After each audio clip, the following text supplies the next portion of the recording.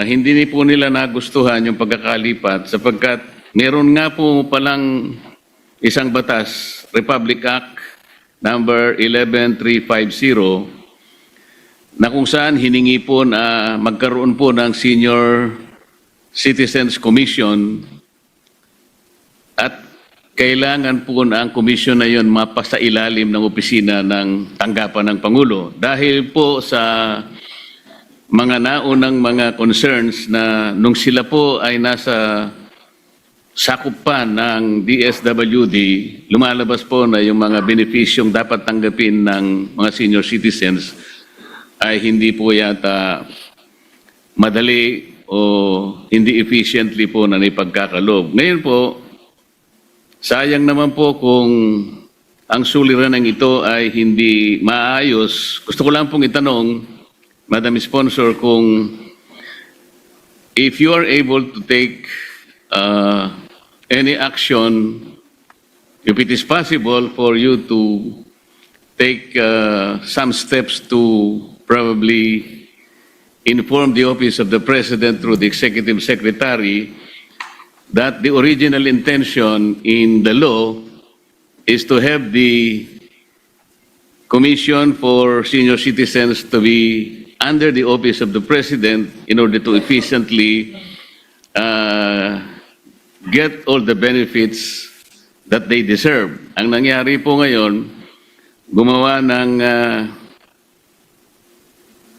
Executive Order number 96, Mr. President, na kung saan yung ating Office of the President nilipat uli po sa DSWD. Kaya nagkakaroon po sila ng sentimiento sa baba, Mr. President.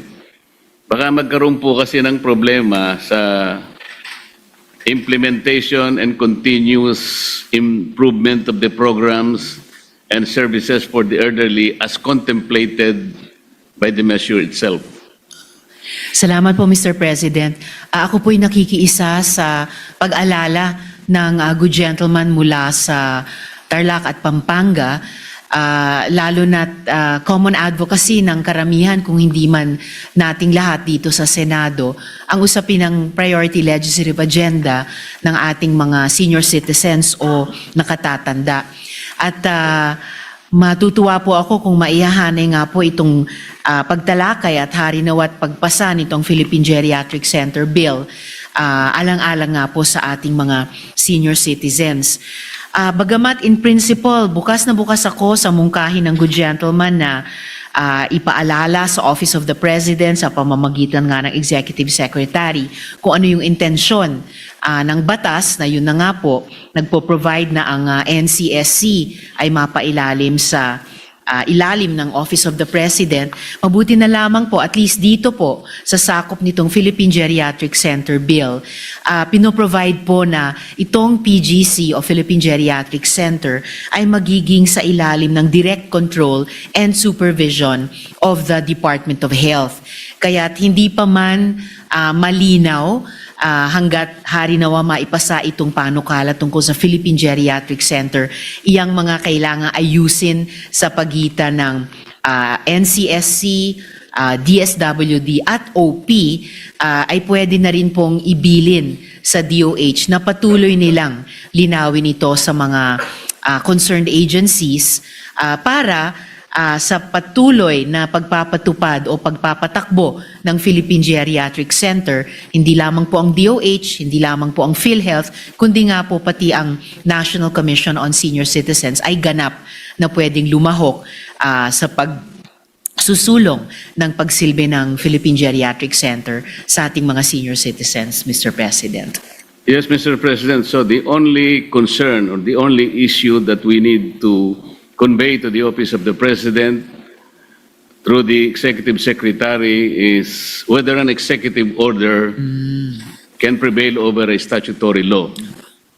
In this case, Executive Order number 96 versus Republic Act 11350, where it is specifically mandated that the National Commission for Senior Citizens be placed under the Office of the President for whatever benefits that they contemplated in creating that law. But it turned out muli pong ibinigay ng Opisina ng Pangulo, binalik po sa dati, which have the effect of defeating the very purpose why the law was created in the first place. This is very important, Mr. President, because the last time I checked, there is another very, very similar situation in the past. I am referring to Republic Act 8740. This is an old law, Mr. President. This was enacted, I think, in 1995. Doon po yung sinasabing there was a national Pecha de peligro? Delikado? Relax ka lang. Di ka naipit pag-ipit with G-Credit. Itawid natin yung essentials mo. Buksan ang GCash. Itap ang borrow, tapos G-Credit. Kung eligible ka, may credit limit kang up to 50,000. Ayos, di ba? Pwedeng-pwede pang grocery o bills. As low as 1.70 pesos daily interest lang kada 1,000 pesos. Mas mura pa sa candy. Pay later dahil pwedeng bayaran on or before the due date. Pag di pa kaya ng buo, pwedeng 10% muna para magaan sa bulsa. Tuwing nagigipit, may tatawid natin yan with G-Credit. Board. Hanggang ngayon po, 1995, so ilan yun? About 30 25, taon na po, good gentleman. more than 25 years after the enactment of the law, wala pa po tayong masasabing robust and viable National Book Publication Board. Dahil nga po, inilipat po sa Department of Education. So the very clear declared policy of the law was frustrated. Kaya hanggang ngayon po, yung ating publication ng mga libro ay ginagawa pa rin ng Department of Education which was prohibited under that law, Mr. President. So yun lamang po yung concern, Mr. President. If we can take some positive steps to remind the Office of the President na baka po masayang naman dahil isa pong malaking kabawasan kung yung National Commission of Senior Citizens, sila po yung subject matter ng inyong panukalang batas, the Philippine Geriatric Center, kung hindi maayos naman po yung kanilang concern ngayon.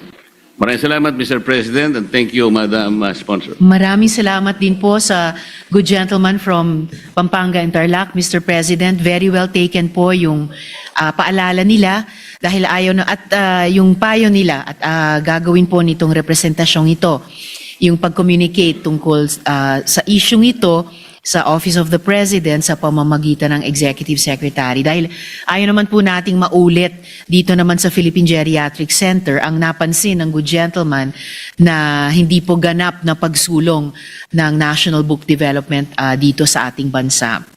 Ayaw po nating may mangyaring katulad dito po sa pagpapatupad ng panukalang ito ng Philippine Geriatric Center. At dahil po, lastly, Mr. President, napakahalaga yung pinaalala ng good gentleman na siya nga po at pinaninindigan natin bilang nasa lehislatura ang isang batas. Siyempre naman po ay higit pa sa isang executive order. Muli po salamat, Mr. President, at salamat sa good Thank gentleman. you. Next to interpolate is Senator Robin Padilla. So Senator Padilla is recognized. Maraming salamat po, Ginoong Pangulo. Meron lang po ako mga katanungan sa atin pong butihing senadora. Ang atin pong para po sa geriatric. Opo, Mr. President. Bukas na bukas po ako sa mga tanong ng good gentleman. Maraming salamat po. Ako po ay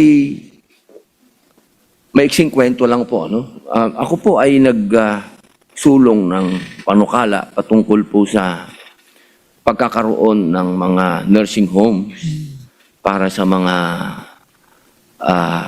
matatanda po. Sa kadahilanan po na ang akin pong mahal na ina na nasa edad po ng 90 years old ay dumadaan po sa isang napakalungkot na stage ng kanyang buhay. Siya po ay may demensya. Ito po ang nagtutulak sa akin na talaga pong bigyan ng halaga itong panukala po ninyo dahil ito na po yung umusad. Ang tanong ko po, dito po sa panukala po ninyo ay meron po bang puwang para sa sakit na demensya na atin pong mga matatanda? Definitely po, Mr. President, good gentleman mula sa BARM at sa Camarines Norte. Hindi lamang po may puwang ang usapin ng demensya dito sa panukalang Philippine Geriatric Center dahil yung pagkakaroon po ng demensya dito sa ating bansa, sa ating mga kababayan ay isa sa mga dahilan na nakikitang itong Philippine Geriatric Center ay makatutulong sa ating mga Pilipinong nakatatanda at itong demensya ay isang pangangailangan na matugunan, mabibigyang daan po ng Philippine Geriatric Center. At hindi lamang po may puwang dito sa panukalang ito. In fact, Mr. President, good gentleman, meron pong maituturing na harinawa maging companion measure ay kasalukuyang pinag-aaralan ang pag-file ng isang hiwalay pa at tukoy na National Dementia Care Policy. At ito po para siguruhin ang isang integrated, systematic at compassionate na national healthcare response sa dementia. At sa ilalim nga po ng Philippine Geriatric Center, ito naman pong tinatalakay nating panukala, may programa din po para sa dementia care at para sa memory clinic, para sa screening tungkol sa demensya na katulad po ng good gentleman sa kanilang minamahal na ina ay naging condition din po ng aking minamahal na daddy nung siya po ay buhay pa at bago po siya namatay nung nakaraang dekada, Mr. President. Opo, napakasarap pong madinig niyan sapagkat alam niyo po, Ginang Senadora, kayo po ang matatawag nating bayani ng pakikibaka. Alam niyo po, halos masasabi po natin 80% ng mga matatandang Pilipino ay papunta po riyan sa demensya. Kadahilanan po dyan ay sa mga masasamang alaala. Opo, alam naman po natin na ang numero unong kalaban ng demensya, yung mga masasamang alaala, yung pa yung naaalala nila, hindi yung mga mabubuti.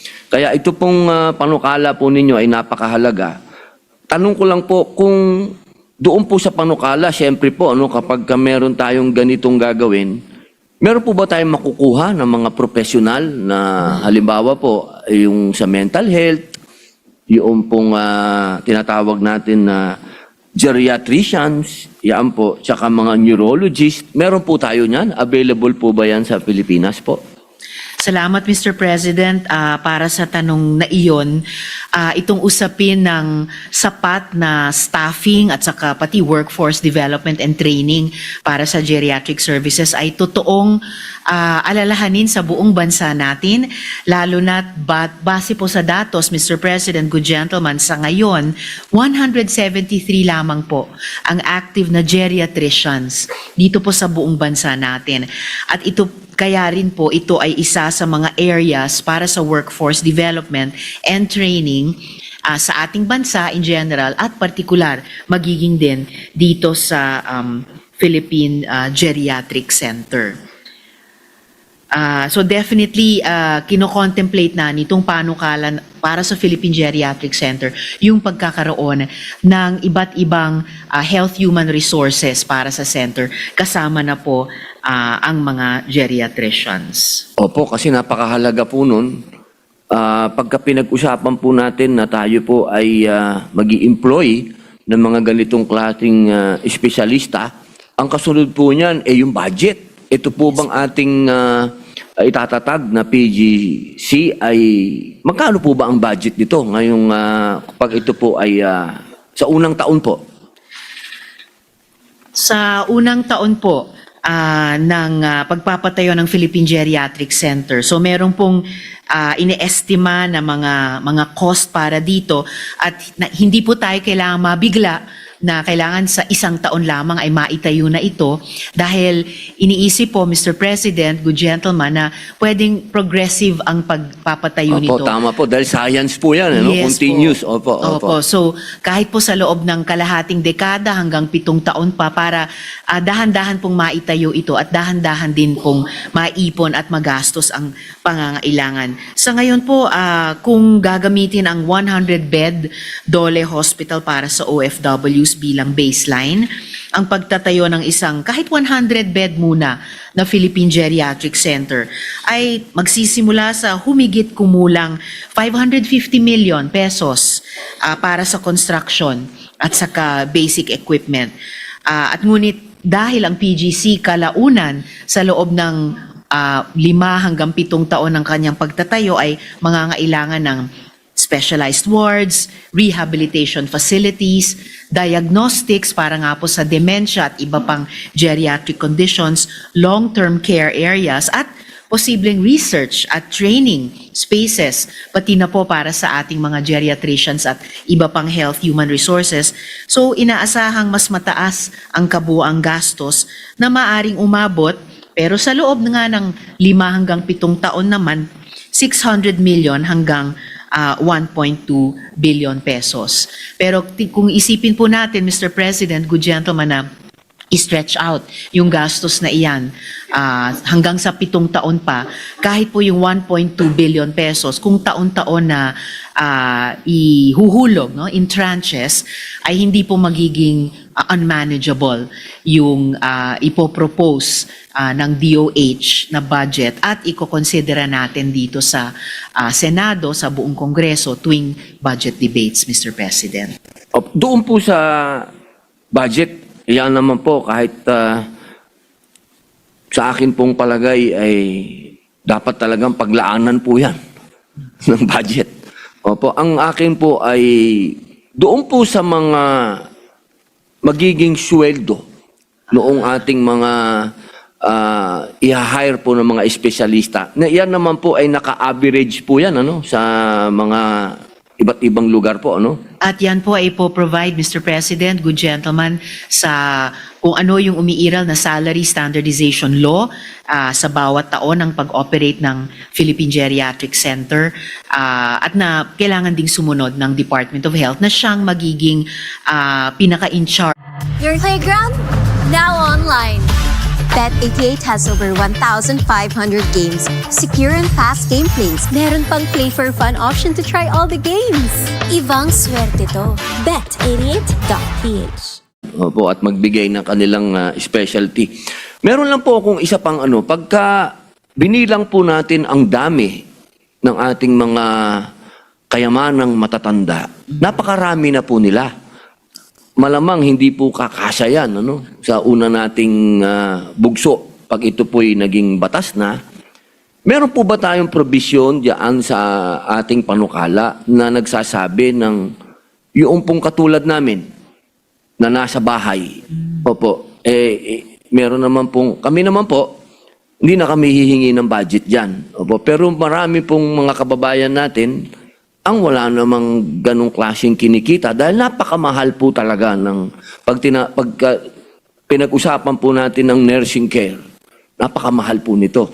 Opo, meron po bang provision diyan sa ating panukala na magkakaroon po kayo ng budget para doon sa mga nasa bahay lang na hindi po ma-accept doon sa ating PGC? Pwede po nating tignan yan, Mr. President, good gentleman mula sa BARM at Nueva Ecija, dahil pati po itong usapin ng pag-aalagang medikal sa ating mga nakatatanda o senior citizens sa pamamagitan ng Philippine Geriatric Center ay nilolocate natin sa kabuuang sistema ng universal healthcare at yung pagkakaroon ng UHC integration. Hindi lamang po sa Philippine Geriatric Center maaring magkaroon ng puwang para sa halimbawa sa inpatient services sa ating mga senior citizens at syempre outpatient services din dahil gusto po natin as much as possible kung kaya namang panatilihin ang kanilang kalusugan o tugunan kapag magkaroon man sila ng sakit, ay maaring hindi kailangan ma-confine, kundi nanduroon pa rin sa pag-alaga natin, kanilang mga pamilya sa ating mga tahanan. Pero may access po sila kung check-up or kung iba pang mga health services doon sa Philippine Geriatric Center. Gayon din po, Mr. President, good gentlemen, kahit po yung mga inpatient services at saka outpatient services, hindi lamang po mako-concentrate dun sa PGC. In fact, sa ngayon pa lamang, isinusulong na po ng Department of Health na magkaroon ng geriatric wards sa lahat ng mga ospital nila. Magkakaroon ng 33 basic specialty centers at magkakaroon din ng primary geriatric services sa mga primary care facilities. So hindi kailangan kaagad lahat ng mga senior citizens na nangangailangan ng health services ay dumiretso dito sa specialty or tertiary hospital ng PGC. Pwede nang simulang ma-access dun sa geriatric wards sa lahat ng DOH hospitals at sa mga basic specialty centers at sa primary care facilities, Mr. President. Napakaganda po. Opo. Ito na lang po, parang, ito po, base sa aking karanasan po ito, magmula po tayo, hindi pa po tayo senador, karanasan na po natin ito. Yung pong, ang atin pong laging dapat unahin, di ba po, ay yung walang kakayahan. Tama po ba ako? Opo. Tamang-tama po, Mr. President. Opo. Meron ba dyan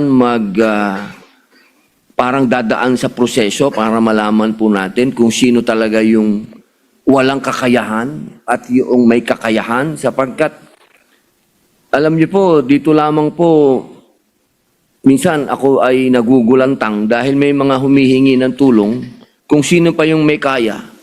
Yung pa yung humihingi ng GL. Sabi ko, pambihira naman kayo. Huwag nyo nang hatian pa yung mahihirap. O, total may kaya naman kayo, gumastos naman kayo. Opo, ang akin pong mungkahi, meron po tayong magpoproseso ba para malaman natin kung sino talaga yung nangangailangan pong walang-wala talaga ang mauna sa ganitong klaseng care? Mr. President, good gentlemen, ang kino-contemplate po dito sa Philippine Geriatric Center, syempre dahil nakakonteksto po sa universal healthcare care, universally available sa mga senior citizens nating mangangailangan. Pero sa kasalukuyan pa lang, covered po sa zero balance billing ng PhilHealth, ng MAIFIP at maging ng DOH subsidy ang gastusin. Habang sinusulong pa po natin dito, Mr. President, yung panukalang batas ng Universal Healthcare Medical Assistance Program bill. At dahil nga po magiging teaching training hospital ang Philippine Geriatric Center, may provision din para sa education and training para mas maparami at maging malawig ang bilang ng espesyalista at maging support for caregivers, Mr. President. So ito po ay siguro isang mas integrated na pagtingin sa ano ba yung kailangang sistema para maalagaan natin ang kalusugan ng ating mga senior citizens. Kaya ako po nabanggit din ang caregivers, Mr. President, dahil yun na nga po, madalas yung mga pamilyang nag-aalaga sa ating mga senior citizens, lalo na po yung mga mahihirap na pamilya, ay nangangailangan din ng suporta themselves. Kaya laan din po yung ating universal healthcare system dito, kahit sa partikular na usapin ng geriatric care, Mr. President. Opo, maraming salamat po. Maliwanag po na huling tanong na lang po, bilang alam niyo naman po, geographically, tayo ay hiwa-hiwalay na isla. Opo. Meron po bang plano ang panukala na ito ay maging regional? Itong ating geriatric centers para naman po hindi lang nakakonsentrate kung halimbawa po sa Luzon lang yan? Definitely, Mr. President. Good gentleman. Kaugnay ng nabanggit ko kanina na nagsisimula na po ang DOH na magkakaroon ng geriatric wards sa kanilang DOH hospitals. 33 out of yung 80 na DOH hospitals ay kasalukuyang ine-establish na bilang geriatric specialty centers sa pamamagitan muna ng geriatric units sa loob ng kanilang mga ospital. At ang target completion po nito, Mr. President, ay sa 2028. So sa loob nitong umaandar na 3 taon, yung mga ospital ng DOH sa iba't ibang rehiyon ng ating bansa ay yun na nga po magtataguyod na ng geriatric specialty centers sa loob nila. Ang wala po talaga sa ngayon ay isang national specialty center na kukumpas sa geriatric care and service delivery. Yun harinawa ang magiging Philippine Geriatric Center. Pero ang maganda po ngayon pa lang, Mr. President, sinisimulan na yung tinatanong at ina-advocate din ng good gentleman na hindi lamang sa geriatric center, whether dito sa Metro Manila or sa kung saang itakda, kalaunan, kundi sa lahat ng rehiyon ng ating bansa. At bakit hindi naman po, nasa buong bansa naman ang ating mga katandaan, Mr. President. Opo, maihahambing po ito sa palang Philippine Heart Center, ganyan, National Kidney, ganun po. Parang Ganun ganun. po ang mangyayari, Mr. President. Opo. Yun lamang po, ako na lamang po ay sa susunod na lamang po magbigay ng amendment lang. Maraming salamat Opo. po para doon, good gentleman. Maraming salamat Mr. po, President. Ginang Senadora. Thank you, Senator Robin Padilla. The next in line to interpellate is Senator Christopher Bongo. Senator Bongo is recognized. Thank you, Mr. President. Bilang Vice Chairperson ng Committee on Health at isa sa mga author, nakasuporta po ako sa panukalang batas na nagtatatag ng Philippine Geriatric Center sa bansa. Tayo mga Pilipino ay kilala bilang family-oriented at hindi po natin pinapabayaan yung mga nakakatanda at tandaan natin, wala tayo sa mundong ito kung hindi po dahil sa ating mga lolo't lola. At nasa kultura na natin ang alagaan ang mga nakakatanda, kung kaya't marapat lamang po na sa pagtatag ng isang ospital na nakasentro sa kalusugan ng mga senior citizens dahil alam naman natin na hindi maiwasang magkasakit habang tumatanda tayo. Elderly individuals often suffer from chronic illnesses due to their advanced age. Their conditions often manifest in functional decline and cognitive impairments, which require long-term care, rehabilitation, and palliative services. According to the Philippine Statistics Authority, the number of senior citizens in the country is projected to reach over 14 million by 2030. This growing population of senior citizens underscores the need for a dedicated, specialized healthcare service that is appropriate for the urgent and specialized needs of aging individuals. Having said that, Mr. President, I just have a few clarificatory questions if the good sponsor would be willing to entertain some questions. Very willing, Mr. President, good gentleman. Madam Sponsor, we passed Republic Act 11959 during the last 19 Congress. Ito po yung regional specialty centers to establish specialty centers in DOH hospitals. Ito rin po isa sa mga pinangako ng ating majority floor leader nung kanyang campaign promise na magkaroon po ng mga specialty centers. At kasama na po dito ang geriatric specialty care centers. At masaya nga po tayo na lahat bumoto no 24-0 dito sa Senado when we passed this 11959 law to pong specialty center. While we advocate for the establishment of a specialized center, the Philippine Geriatric Center, importante na maging available din po ang geriatric care sa iba't ibang parte ng bansa. May we know the status of the establishment of geriatric specialty care centers as of now? Madam Sponsor. Yes, Mr. President. Sa ngayon po, there are already 33 designated DOH hospitals sa buong bansa, designated bilang specialty center for geriatric care. At inaasahan na sana magkakaroon na rin ng isang national specialty center. Ito nga pong panukalang Philippine Geriatric Center at 32 basic comprehensive specialty centers, Mr. President. Saan po ito na nakatayo at functional na ho ba ito sa ngayon? Okay. So, aling 7?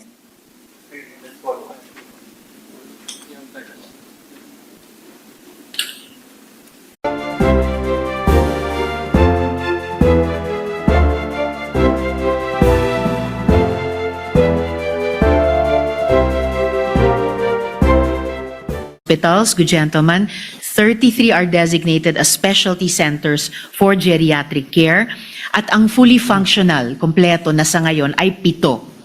At 26 ang ongoing development targeted for completion by 2028. At yung 7 yon na fully kompleto at fully functional sa ngayon ay nasa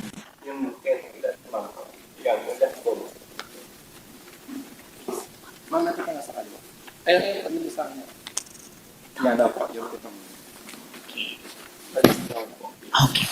At ang ito pong kompleto at fully functional na Mr. President, good gentlemen, ay ang sa NCR, 3 po, Jose Arias Memorial Medical Center, Tondo Medical Center, Quirino Memorial Medical Center. Sa Region 3, ang Bataan General Hospital and Medical Center. Sa Region 4A, ang Batangas Medical Center. Sa Region 8, ang Eastern Visayas Medical Center, at sa Region 11, ang Southern Philippines Medical Center, Mr. President. Itong mga ongoing po ngayon, kailan po yung target na matatapos to?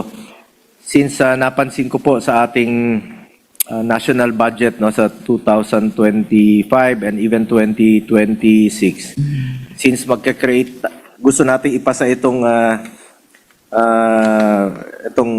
dedicated talaga no for how about ito pong mga geriatric specialty care centers na kasalukuyang ipinapatayo, ano ho ba yung prioridad ng gobyerno as a whole itong specialty centers? Kaya nga po natin isinabatas po itong specialty centers na ito, including geriatric care center, para funded po siya. Ngayon tatayo po tayo ng Philippine Geriatric Center.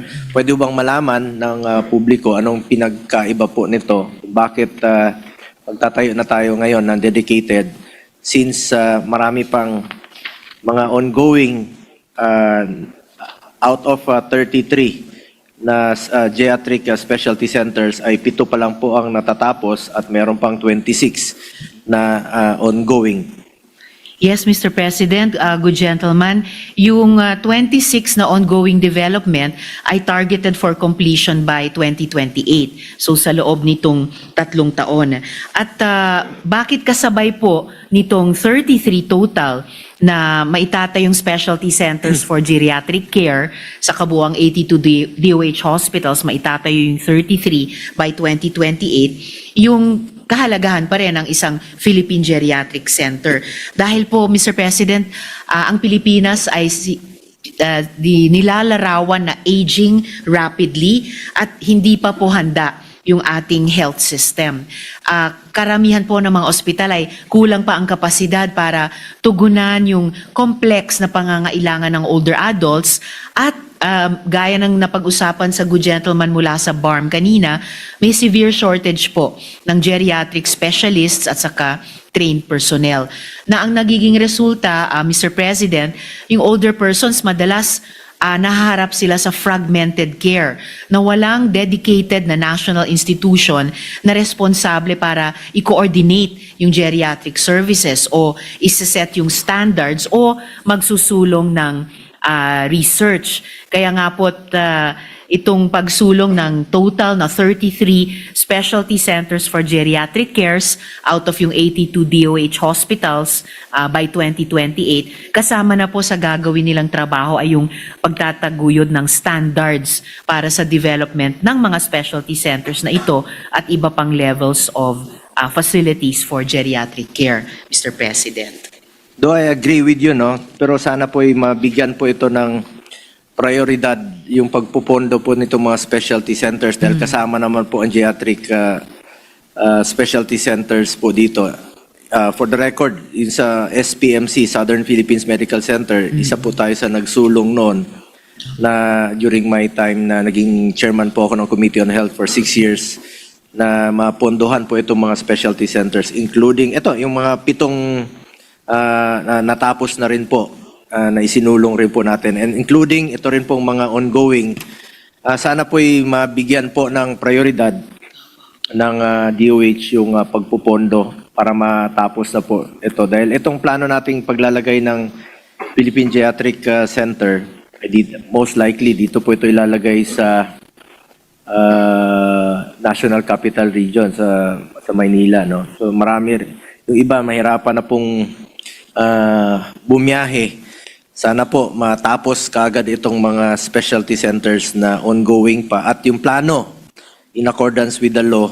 May batas naman tayo na 17 specialty centers yan, kasama na po yung geriatric center.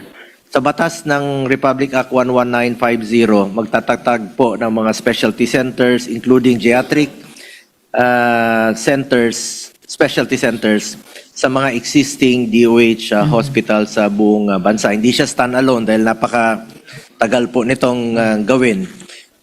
Kaya ilalagay na po doon sa mga existing DOH hospital. Hindi lang po sa itong geriatric, including yung mga heart care, cardiovascular care, no? Ortho, brain and spine, National Kidney Institute. Ayun, available na po siya sa Mindanao, sa Southern Philippines Medical Center. Yun sanang bigyan rin natin ng prioridad na mapondohan. Napansin ko lang kasi medyo hindi po ganon kalaki yung allocation o yung ina-appropriate na funds yearly since batas na po ito. So yun lang po ang akin, Madam Sponsor. Sana may isulong nyo rin po na mabigyan rin po ng malaking funding yearly dahil batas na po itong Republic Act 11959. Another... Opo, bago po magpatuloy ang good gentleman, Mr. President, nais ko lang ipahayag ang aking pakikiisa sa concern nila. Definitely, ipaprioritize ito at nakikita po natin ang pagpaprioritize nito pati ng DOH dahil nga po yung pagkompleto ng pagtatag ng 33 specialty centers ay targeted for completion by 2028. So sa loob ng 3 taon. Dagdag po doon yung primary care facilities as of November 2025. Meron na pong 2,704 PCFs sa buong bansa ayon sa ating National Health Facility Registry. Samantalang itong tinatalakay na Philippine Geriatric Center ay nakikitang sa loob ng 5 o 7 taon pa na maitatayo. So, ibig pong sabihin ngayon pa lang sa mga primary care facilities at na may geriatric care at dun sa specialty centers for geriatric care sa iba't ibang DOH hospital sa iba't ibang rehiyon, 3 taon po. So mauunang makokompleto itong specialty centers for geriatric care sa iba't ibang DOH hospital sa lahat ng mga rehiyon natin bago pa makompleto yung Philippine Geriatric Center. At pati po yung location, Mr. President, ng Philippine Geriatric Center ay hindi pa sigurado, hindi pa tiyak kung dito sa Metro Manila or sa iba pang rehiyon, Mr. President. Ano ho bang mga capabilities mayroon ang geriatric specialty care centers natin na ito? Ay, itong specialty centers, anong capabilities? Ito. Or ito.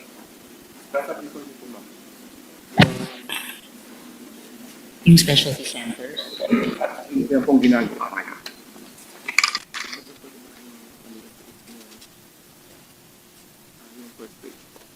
Yung mga cases po yung cases po.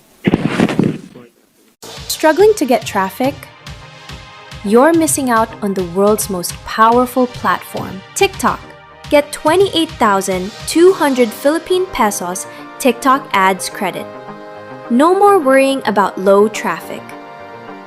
TikTok's billion-strong active user pool helps your business quickly find targeted audiences. Claim today. Philippine Geriatric Center may both inpatient at saka outpatient. And nakikinikinita na po natin yon sa kasalukuyang services na ina-afford doon sa kasalukuyang National Center for Geriatric Health na nakalocate sa ngayon sa Jose Reyes Memorial Medical Center. Sa karanasan po nila, sa kanilang outpatient services, nakapag-cater po sila nung taong 2024 sa 56,192 seniors. And as of September nitong taong 2025, 33,997. So lumalabas po nasa 230 plus ang kanilang outpatient cases every day. Meron din po silang mga admitted cases o inpatient na pinagserbisyohan. 2024 nasa 2,994 admitted cases, and as of September nitong taong 2025, 2,200 naman. So lumalabas nasa 8 hanggang 10 nakatatandang ina-admit nila araw-araw. And to think, Mr. President, yan po ay isang napaka-modest na 25-bed capacity lamang. Kapag nag-exceed na po sila ng bed capacity na iyon, nire-refer na po nila yung kanilang mga pasyente sa JRRMMC for admission and collaboration on the cases, Mr. President. Sa ngayon po, ano ho bang na-designate na National Specialty Center for Geriatric Care?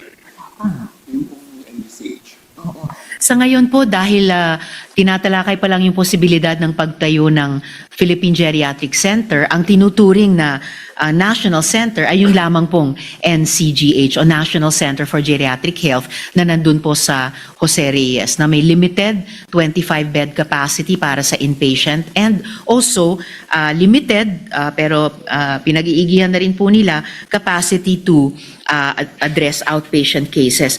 At malawak po, Mr. President, good gentlemen, ang burdens of diseases na tinutugunan nila. Ayon po sa National Center for Geriatric Health sa Jose Reyes, ito po ay mula hypertension hanggang osteoarthritis, diabetes at cardiovascular, cancer, visual impairment, balance and gait disorder, cognitive impairment, hearing impairment, sleep disorder, urinary incontinence, dentition problem. At para tugunan ang ganitong mga burdens of disease o mga pangangailangan, ang na-offer po ng National Center for Geriatric Health sa Jose Reyes sa ngayon ay itong mga serbisyo. Yung hospital admission nga po, rehab and physical therapy, diagnostic services, stroke clinic, dementia and memory clinic na tinalakay nga po kasama ni Senator Robin kanina, maintenance refills, fall risk assessment, dental, dialysis, geriatric assessment services, pati po end-of-life, dilemma, family conferences, at senior citizens daycare among others, Mr. President. Ito ho yung Dr. Eva Macaraig Macapagal National Center for Geriatric Health. Annex po ito ng Jose Reyes Memorial Medical Center. Ito po sa kasalukuyan ang ginagamit na National Center for Geriatric Health. Tama ho ba, Madam? Tama po, yung naunang pangalan ay yung dating pangalan at kasalukuyan yung Jose Reyes at particular yung National Center for Geriatric Care. Mr. Bakit hindi na lang po ito sa halip, no, magtayo ng bago? Bakit hindi po ito ang gawing Philippine Geriatric Center? Yun po ay na-consider pero only briefly, Mr. President, dahil hindi po kakayanin na dun sa kasalukuyang espasyo na makapagtayo ng sapat na laki at may kapasidad na National Geriatric Center, Mr. President. So you mean yung pagtatayo natin na to sa ngayon, Madam Sponsor, wala pang paglalagyan? That's right, Mr. So President. gusto lang nating institutionalize pero wala pang venue or I mean allocation rather location or wala pa talagang funding sa ngayon po, Madam Yung in Sponsor. fact, opo Mr. President, good gentlemen, in fact yung pong final location ay ipauubaya po sa Department of Health na tukuyin kung saan exactly yung National Geriatric Center, Mr. President. Pati yung pondo, magkano ho ang plano nilang i-alat dito, Sa ngayon po, kung pagbabasihan po natin yung OFW Hospital bilang baseline na yan po ay 100-bed na Dole Hospital, kung magtayo halimbawa ng isang kahit 100-bed muna na Philippine Geriatric Center, magsisimula humigit kumulang sa 550 million pesos para sa construction at basic equipment. At kalaunan po sa tinatayang itatagal na 5 hanggang 7 taon na construction nito dahil mangangailangan po ng specialized wards, rehabilitation facilities, diagnostics, long-term care areas at posibleng research at training spaces. So inaasahang mas mataas ang kabuoang gastos, pero yun na nga po kung itatranches hulugan sa loob ng 5 hanggang 7 taon, maaring umabot kabuuan sa 600 million hanggang 1.2 billion pesos, Mr. President. Kung maitatayo po ito, ma-institutionalize po itong Philippine Geriatric Center, once it is established, ano maging role po ng National Center for Geriatric Health? Pwede ba silang magtulungan o mag-complement with each other? Sayang naman po itong nandiyan na ginagamit na po ngayon sa Jose Reyes Medical Center bilang National Center for Geriatric Health. As is where is lamang po, Mr. President, good gentlemen, yung National Center for Geriatric Health sa Jose Reyes, dahil nga ngayon pa lang sinusulong na nga ng DOH na sa iba't ibang hospitals nila ay magkaroon ng geriatric units at hindi lamang sa primary care facilities, magkaroon ng specialty centers for geriatric care. So definitely mananatili po, Mr. President, yung kasalukuyang National Center for Geriatric Health dun sa Jose Reyes, Mr. President. Importante po na we are not abandoning the existing system, but instead making sure that they complement one another. Is this correct, Madam Sponsor? Yes, that is very correct, Mr. President.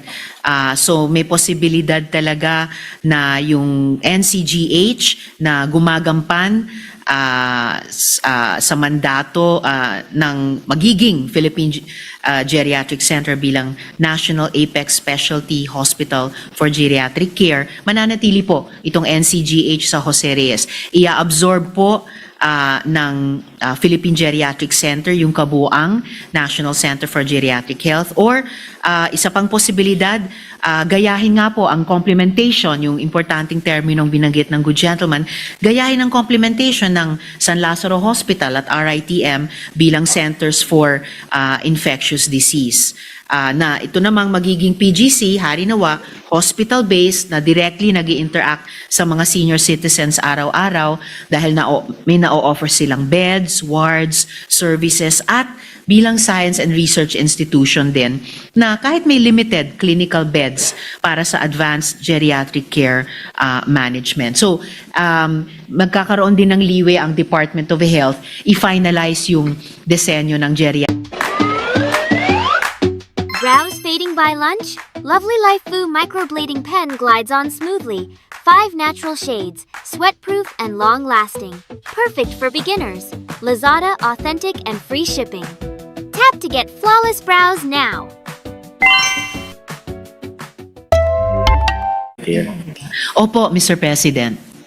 May we know the wisdom behind establishing this center under the Department of Health, no? Dahil sa tulad ng Heart Center, it is ginawang GOCC hospital tulad po ng ibang specialty hospitals gaya ng Philippine Heart Center, ito pong Lung Center at iba pa. Ano bang kaibahan ng serbisyo ng GOCC hospitals at ng DOH hospitals? Opo, Mr. President. Ang panukala sa panukalang batas na ito ay ang Philippine Geriatric Center ay magiging sa ilalim ng direct control and supervision ng Department of Health. Inihambing po yung pros and cons kung magiging DOH hospital siya or magiging GOCC hospital siya. Kung ang PGC po ay ma-establish bilang DOH hospital, yun na nga po, magkakaroon ng direct administrative control ang Department of Health at may mas malaking subsidy mula sa gobyerno na ma-enable ang mas maraming indigent elderly patients na mapaglilingkuran. Kung naman po ang Philippine Geriatric Center ay i-establish bilang GOCC, mag-ooperate siya with some degree ng autonomy, pero predominantly masusustine yung mga operasyon niya sa pamamagitan ng hospital income na maaari namang pong magbunga ng mas mababang bed capacity allocation para sa charity patients. Kaya sa ngayon po, Mr. President, good gentleman, ang pinapaborang arrangement dito sa ating panukalang batas ay magi po siyang sa ilalim talaga ng DOH, Mr. President. So since under po siya ng DOH, hindi GOCC hospitals, bakit hindi na lang po ilagay doon sa existing law natin na Republic Act 11959, ito pong mga specialty centers. Pasok naman siya doon, under DOH naman po ito. So bakit po gagawa tayo ng separate na Philippine Geriatric Center? Actually po, Mr. President, good gentleman, specialty DOH hospital pa rin. So pasok pa rin sa prinsipyo ng batas natin dahil ang panukala ay establishment of Philippine Geriatric Center bilang tertiary specialty DOH hospital designated bilang national specialty center. At sa ganitong paraan, Mr. President, magiging mas accessible siya, mas kaya niyang mag-expand ng bed capacity, at mas makapag-deliver siya ng mas specialized services na magfo-foster din po ng research and innovation, Mr. President. Madam Sponsor, my question is, bakit hindi po ba siya pasok sa existing law, yung establishing specialty center sa ngayon? Bakit kailangan natin na gumawa o institutionalize natin itong Philippine Geriatric Center, Madam Sponsor? Okay. Ito po, Mr. President, ay dahil wala pa pong National Specialty Center for Geriatric Care at limitado pa po sa ngayon yung kapasidad ng kasalukuyang National Center for Geriatric Health na naka-locate po dun sa Jose Reyes Memorial Medical Center. Since Mr. we are President. establishing another new National Specialty Center para sa geriatric care, gusto ko lang pong kumustahin yung halimbawa, cancer, no? Yung pagtatayo ng Philippine Cancer Center, bakit hindi rin po ito nabigyan pa ng unang prioridad since nagtatayo tayo ng may iba't ibang specialty care? Anong status sa Philippine Cancer? Okay. Actually po, Mr. President, good gentleman, tuloy-tuloy po yung pag-establish ng Philippine Cancer Center. So ongoing po siya. Okay. Yes, Mr. President. Hindi pa po na tatapos? Kailan matatapos? Okay. Okay. Hindi pa po siya natatapos, Mr. President, pero aalamin ko po kung meron na po silang time frame para makumpleto yung Cancer Specialty Hospital Kasi na yun, yung Mr. President. Philippine Cancer Center since 2019 pa po ito.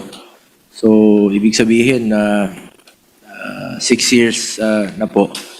At ngayon, mag-institutionalize tayo ng Philippine Geriatric Center. Pero itong sa mga, alam naman natin, ito yung pinaka-isa sa mga sakit, no, na malubha, na hirap po ang Pilipino sa pagpapagamot sa cancer. Sana ma-check rin po ng ating Department of Health itong matapos kesa agree naman po bilang isa sa mga author po ng Philippine Geriatric Center. Kailangan po ito. Importante po sa ating mga lolo't lola. Pero kadalasan rin po, nagkakasakit rin po ng cancer at napakahirap po magkasakit ng cancer. Ito yung isa sa pinaka mabigat na pasanin po pag nagkasakit ka ng cancer. Mahal po ng magkasakit ng cancer. At dapat, ito rin po yung isa sa dapat tutukan. Kung meron tayong Philippine Heart Center, meron tayong NKTI for kidney concerns, meron tayong lung center for sa mga may problema sa baga. Ito naman pong cancer, Philippine Cancer Center, napakalaking tulong po sana ito na hindi pa natatapos sa ngayon. And then mag-establish tayo ng panibagong Philippine Geriatric Center. So baka po, Madam Sponsor, bilang chairperson ng health, matutukan rin po ito. Yes, Mr. President, good gentleman, aalamin ko rin po sa Department of Health kung may timetable na po sila sa pagkumpleto ng pagtayo ng Philippine Cancer Center.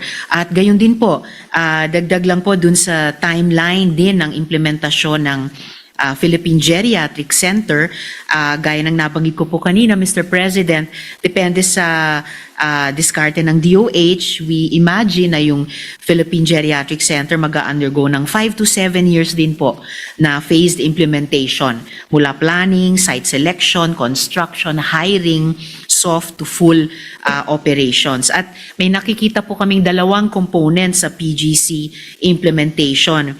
Yung program components po ng PGC implementation, policies, workforce development, UHC integration, training systems, data registry, and regional capacity building. Kaya napaka-importante po na itong capacities malocate all over the country sa lahat ng rehiyon.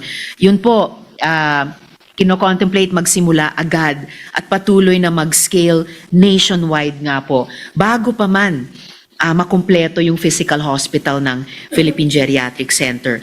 Samantala yung infrastructure component naman, magko-cover po sa lahat ng tangible physical aspects, land acquisition, dahil wala nga pong natukoy pa na location, construction, hospital buildings, medical and ICT equipment, labs, rehab facilities, and commissioning. So, in terms of phasing po, yung program components ay pwedeng magsimula agad upon the effectivity of the law, tapos scale progressively, kahit habang po under construction pa yung hard infrastructure, para masigurado po na ready to deliver ang system kapag operational na po yung ospital, Mr. President. Since nabanggit niyo po, 5 to 7 years po matatapos itong Philippine Geriatric Center. Opo. At tulad rin po ng Philippine Cancer Center, 6 years na hindi pa natatapos. At napakahalaga po ng panahon. Time is of the essence always, lalong-lalo na po para sa ating mga minamahal na mga senior citizens. Doon po lumalabas ang sakit, no, pag tumatanda tayo. At since meron nga po tayong existing Maker video Definitely, Mr. President, good gentleman. Itong lahat naman ng mga efforts natin at ng Department of Health ay complementary po talaga, pati sa usapin na geographical. Kaya nga po, kukumpletuhin yung 33 designated na specialty centers for geriatric care sa 82 DOH hospitals sa buong bansa at kukumpletuhin po by 2028. At gayon din, ngayon pa lang, nung Nobyembre nitong taon, ay meron na pong 2,704 primary care facilities, gayon din po sa buong bansa natin. At syempre, nasa apex po doon yung mga specialty hospitals natin. Kaya't maganda sa universal healthcare system natin, talagang nakikitang essential na ikalat po ito sa lahat ng ating mga rehiyon all over the country, Mr. President. salamat po para hindi rin po masayang yung oras at hindi rin po masayang yung pinasa nating batas. Unanimously, 24-0 po yung bumoto nito sa Senado. Ito po Regional Specialty Centers Act at yung principal author si ating majority floor leader. At ako rin po naging principal sponsor ng batas na ito. Madam Sponsor, additional question. Who will head the Philippine Geriatric Center? Ang mag-head po sa Philippine Geriatric Center, Mr. President, sa ilalim ng Department of Health ay isang medical director, Mr. President. Or specifically, medical center chief. At wala po kasi nakalagay sa bill, will it not be more prudent to include qualifications for the head of this center?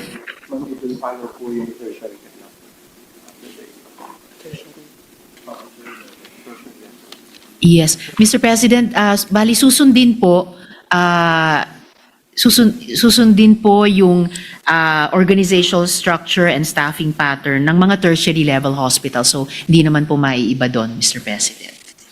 Will there be enough health professionals to serve in this center?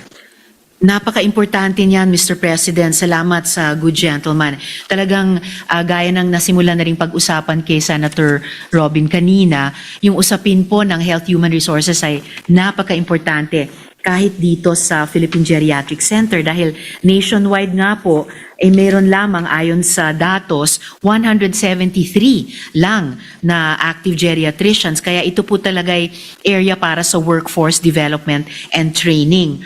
Ang maganda rin pong balak sana dito sa Philippine Geriatric Center ay magiging siyang national training hub, hindi lamang para sa geriatricians pati po sa nurses, mga therapists at saka allied professionals, Mr. President. Ano po mangyayari sa mga current National Center for Geriatric Personnel? Sila po yung may experience na po dito at mariretain ho ba sila or matatransfer po sa Philippine Geriatric Center? Ay, wala pong paglilipat, Mr. President, ng personnel sa Philippine Geriatric Center dahil nga po magpapatuloy ang operation ng kasalukuyang National Center for Geriatric Health dun po sa Jose Reyes Memorial Medical Center. Tulad ng mga personnel sa iba pang mga kasalukuyang specialty centers for geriatric care sa 33 hanggang maging 82 DOH hospitals at syempre sa primary care facilities. Kaya importante po magparami pa po tayo nitong mga health professionals na magsisilbi sa ating mga senior citizens whether sa magiging Philippine Geriatric Center or sa iba pang mga centers for geriatric care sa iba't ibang facilities ng ating universal healthcare system, Mr. President. Since nabanggit nyo na po kanina no, na ito po'y ang magte-training ng mga personnel, ito pong Philippine Geriatric Center para sila po yung maaaring ma-deploy rin po sa mga specialty centers all over the country, itong 33 na ongoing at tapos na. Sa tingin nyo ba, yung role nila is aside from training the personnel, ano bang magiging role ng Philippine Geriatric Center sa pagde-develop ng benefit packages ng PhilHealth para sa geriatric population? Mr. President, sigurado po yung magiging aktual na karanasan dun sa Philippine Geriatric Center ay magsisilbing mahalagang input sa PhilHealth bilang sa kabilang pillar naman ng Universal Healthcare System sa pagde-develop nila nung binanggit nyo ngang benefit packages para sa ating mga senior citizens. Kasi ang nakikitang magiging anong klaseng ospital ang Philippine Geriatric Center, malawak po yung kanyang sasaklawin. Ang pangarap po natin, magsaserve siya bilang core information hub para sa specializations at diseases na i-cover nila in coordination sa concerned DOH offices. Mamumuno po ang Philippine Geriatric Center sa pag-develop ng mga polisiya, protocols at standards para sa particular na espesyalidad niya at magkakaroon siya ng highest level ng clinical services at yun na nga po training capability din. Ang Philippine Geriatric Center ay magpo-provide ng scientific leadership sa pagkoconduct ng specialized clinical, public health at operations research ng may multidisciplinary or multi-center approach. Magpo-provide po siya ng specialty training at technical assistance sa mga specialty centers para siguruhin yung delivery ng quality services at palakasin yung network ng care sa buong bansa natin para sa specialty niya. At magko-conduct din po siya ng capacity at capability assessment ng mga services na pinoprovide ng advanced at basic comprehensive specialty centers sa specialty nga po niya, which is yung geriatric health, Mr. President. So, pasok po siya sa PhilHealth coverage if ever po. Ay, Pa-admit definitely siya. po. Definitely mo, Mr. President, dahil nga po, maaring iba-iba ang mga health concerns ng ating mga senior citizens na hindi pa nga lahat, siguro, pero marami dito ay kino-cover at dapat i-cover ng PhilHealth, Mr. President. What are the common diseases and illnesses of older people and aging population, Ito Madam po, Sponsor? Yes, Mr. President. Batay halimbawa sa report ng Jose Reyes, National Center for Geriatric Health, ito po yung mga trending burden of disease para sa senior citizens.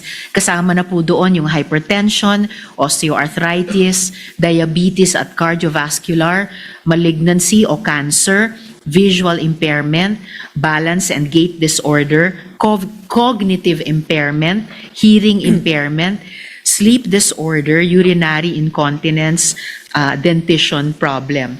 At para tugunan itong mga pangangailangan, may iba't ibang serbisyong ino-offer ang National Center for Geriatric Health sa Jose Reyes. At makikita po natin, pwede nating ihambing, nagpaparallel dito yung mga benefit packages ng PhilHealth, Mr. President. Napansin ko po sa benefit packages ng PhilHealth, Madam Sponsor. Halimbawa, no, nagpa-opera ka, ang may package po. And then, ito yung naayon sa package ng PhilHealth, sasagutin nila. Tapos nagka-complicated yung operation. So nadagdagan yung hospital billing mo. Yung, halimbawa yung package, 45,000 covered ng PhilHealth. Komplikado ka, tumagal ka. Instead na 3 days lang yung operation, pwede ka nang lumabas. Complicated, umabot ka ng 1 buwan. So umabot yung hospital billing mo ng 200,000 o 300,000 po.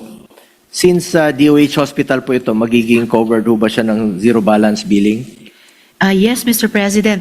Good gentlemen, sa current setup pa lamang po may zero balance billing plus yung kasalukuyang MAIFIP, Mr. President. So tutulungan po ng PhilHealth at tutulungan rin po ng MAIFIP kung kulang talaga. Hindi covered nung package no, ng PhilHealth na in-offer. Sabi ko nga, 45,000 yung package nila, umabot ng 300,000, so kulang pa ng 255,000. So dito po tutulong yung MAIFIP program.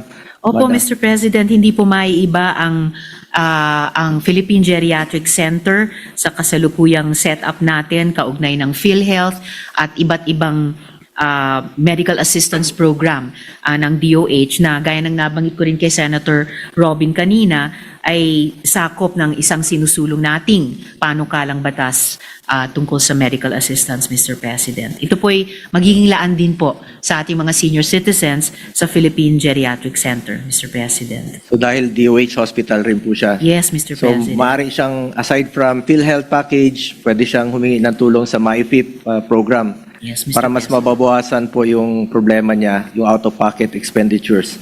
Since DOH hospital po ito, Madam Sponsor, posible ho ba magkaroon ng malasakit center din dito? Dahil batas na po ito, Republic Act 11463, at DOH hospital naman po, nasa batas na pwedeng paglagyan ng malasakit center yung DOH hospital na ito. At napag-usapan po natin kanina, na pag umabot po ng 300,000 yung hospital billing niya, 45,000 lang sinagot ng PhilHealth, sabi niyo nga, pwede siya lumapit sa MAIFIP program, tutulungan siya ng hospital based sa assessment, at makakatulong rin po kung merong help desk po doon na pwede niyang lalapitan at hihingan niya ng tulong para mababawasan po yung out-of-pocket expenditures niya, Madam Sponsor. Sa ngayon po, Mr. President, kung ano yung setup po natin sa mga DOH hospitals para iabot yung medical assistance sa ating mga pasyente, senior citizens o iba pa, ay definitely ipagpapatuloy po natin yan. At kaya nga isinusulong yung ating panukalang batas tungkol sa Universal Healthcare Medical Assistance Program, Mr. President. So, pwede niyang lapitan. Become a Shopee VIP member with your first month free. Get daily free shipping, daily 20% off vouchers, 0% interest with SPay Later every day. Plus, enjoy exclusive perks every Monday. Become a Shopee VIP member today. IFIP at lahat pa po ng klase ng medical assistance, Mr. President. Kasi nasa batas po ng Malasakit Center na yung mga DOH hospital ay pwede pong paglagyan ng part po ng batas na ito, no, establishing Malasakit Center sa mga DOH hospitals. Malaking tulong nga po yun sa pasyente, lalong-lalo na po sa mga matatanda no, na hindi na nila kailangan pumila pa sa PCSO para humingi po ng tulong. Lalabas pa sila ng hospital since qualified naman po yung geriatric center o geriatric specialty center na paglagyan rin po ng malasakit center, Madam Sponsor. As I mentioned, Mr. President, good gentlemen, kung ano po yung umiiral na porma sa ilalim ng DOH hospitals ng medical assistances natin sa ating mga pasyente, senior citizens o iba pa, whether zero balance billing or yung MAIFIP or yung assistance ng PCSO, PAGCOR, DSWD, magpapatuloy po iyon definitely. At pati po sa Philippine Geriatric Center, pag naitayo na siya in 5 to 7 years, Mr. President. Under the law, Madam Sponsor, ng Republic Act 11463, required po ang DOH no, to establish malasakit center sa lahat po ng DOH hospitals. At malaking tulong nga po ito sa mga pasyente, lalong-lalo na po sa mga senior citizens na hindi na sila magmamakaawa, ay pera po nila yan. In fact, yung malasakit centers, wala naman po siyang sariling pondo. Ano po siya, umbrella, kumbaga structure po siya. Nandiyan na po yung PhilHealth, nandiyan sa loob ng kwarto. Kumbaga ito magkakatabing lamesa. Nandiyan na yung PhilHealth, nandiyan na po yung PCSO, andyan na po yung DOH pag tumulong through MAIFI program at andyan na rin po yung DSWD para sa pamasahe ng pasyente at pagkain na pwede nilang hingan ng tulong. So ang aking tanong, Madam Sponsor, magkakaroon ho rin ba ng malasakit center since required po ang DOH to establish malasakit center sa lahat ng DOH hospitals? Mr. President, good gentlemen, kung required pa rin sa 5 o 6 na taon mula ngayon, kung kailan makukumpleto na at maitatayo ang Philippine Geriatric Center, then subject ang lahat ng DOH hospital, pati ang Philippine Geriatric Center sa mga batas. And speaking of, ayaw natin na nagmamakaawa ang mga pasyente. Kahit para sa guarantee letter, ayaw nating nagmamakaawa ang mga pasyente. So, whether kasalukuyang center or yung maitatay yung sistema ng ating isinusulong na Universal Healthcare Medical Assistance Program, patuloy yung pagdaloy ng assistance na iyon sa ating mga pasyente, Mr. President. At naniniwala ba kayo na mas mapapabilis ang tulong sa kanila na hindi na nila kailangan lumabas ng hospital dahil nandiyan na po yung help desk o yung malasakit center, Madam Sponsor? Naniniwala po ako, Mr. President at good gentleman, na anumang center yung nandun sa kasalukuyan, tulad ng nakaraang mga taon, o anumang setup na ma-finalize dun sa ating sinusulong na Medical Assistance Program under Universal Healthcare, lalo na sa paglipas ng 5 hanggang 7 taon bago mag-ooperate ang Philippine Geriatric Center, ay magpapatuloy yon, iiral iyon, at lahat ng medical assistance para sa ating mga pasyente, senior citizens man o anumang edad, ay makukuha pa rin ng ating mga pasyente, maiaabot pa rin ng iba't ibang ahensya ng ating gobyerno, Mr. President. At dapat po'y walang pinipili. Dapat yung mga mahirap ang makinabang dito dahil pera po ito ng taong bayan.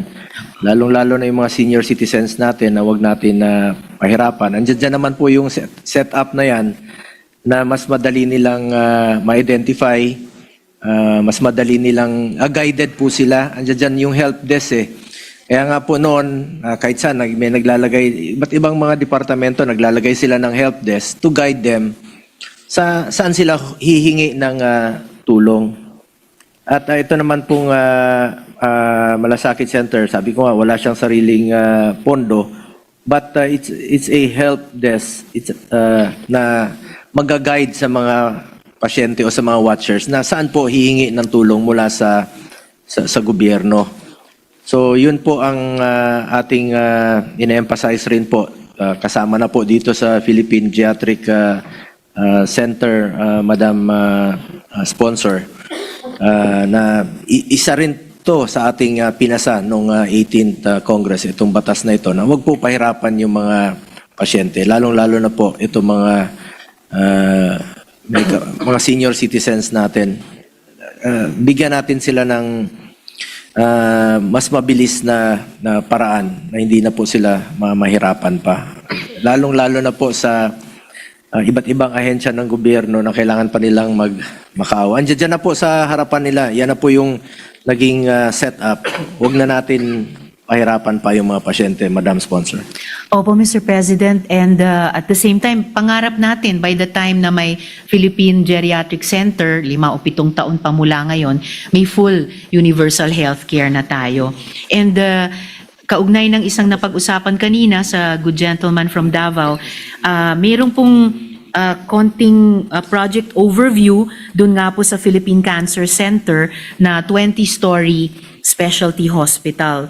So, meron po siyang proposed budgets para na rin sa 2027 hanggang 2028 at 2028 hanggang 2030 na significant din po.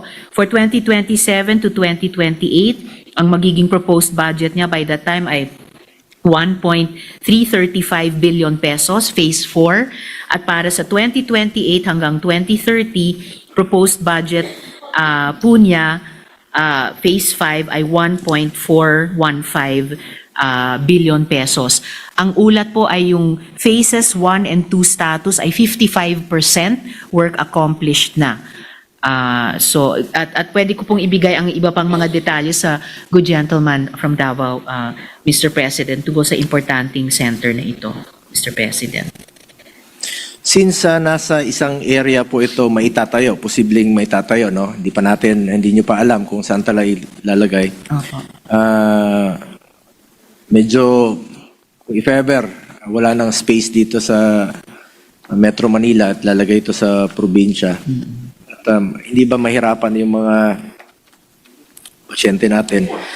May malalapitan ba sila para sa transportation, assistance, Madam Sponsor?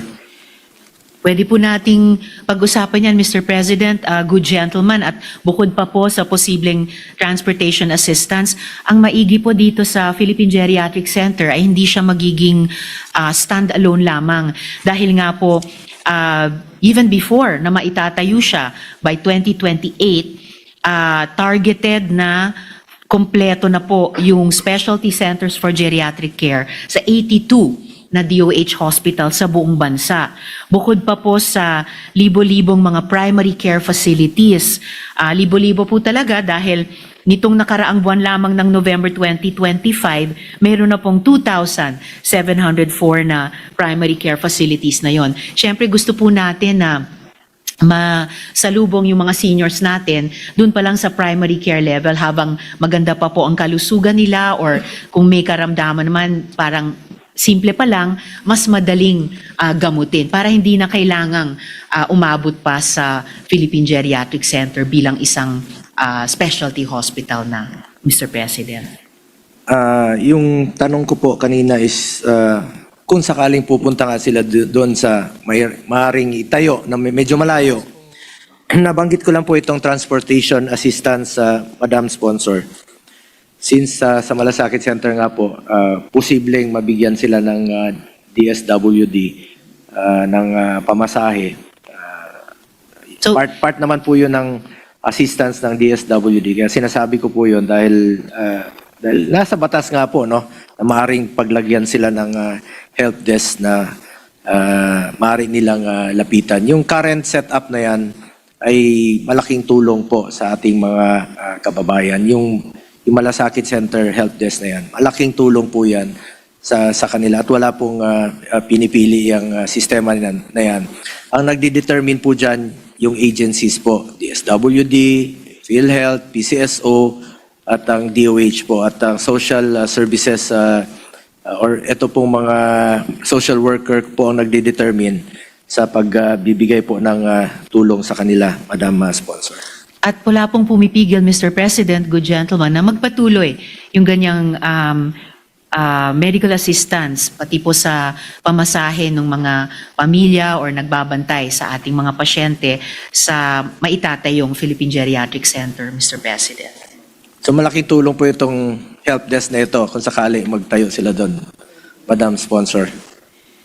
Opo, Mr. President. In fact, kung integrated yung healthcare provider network natin, so ito po yung buong network ng facilities ng Department of Health. Kung integrated na po ito, dahil kung nakamit na po natin yung full realization ng universal healthcare, then yung transportation, pati nga po yung transfer, Mr. President, good gentleman, mula sa isang ospital o center papunta dun sa iba sa pamamagitan halimbawa ng ambulance.